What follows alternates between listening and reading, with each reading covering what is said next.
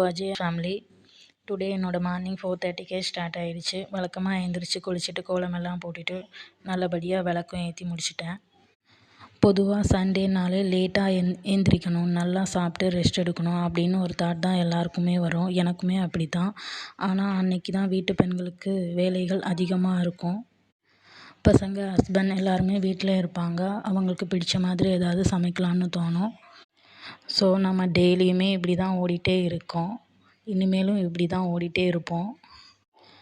ஆனால் நம்மளோட ஹெல்த்தை பற்றி கொஞ்சம் கேர் பண்ணுறோமான்னு கேட்டால் கிடையாது.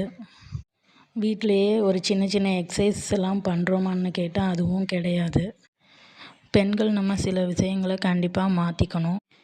டெய்லியுமே எக்ஸசைஸ் பண்ண முடியாட்டியும் சண்டே ஒரு நாளாச்சும் காலையில் ஒரு 6 to 7 மணிக்குள்ளே நம்ம சூரிய நமஸ்காரம் பண்ணலாம்.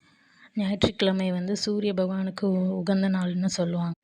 ஸோ அன்னைக்கு நம்ம ஒரு 12 முறை சூரிய நமஸ்காரம் பண்ணோம்னா அந்த ஒரு வாரம் பண்ணுறதுக்கான பலன் பயிற்சி செய்வதற்கான பலன் கிடைக்கும்னு சொல்கிறாங்க. இதை நான் சொல்லலை. 100 வருஷம் வாழ்ந்த காஞ்சி மகா பெரியவா சொன்ன ஒரு விஷயந்தான் இது.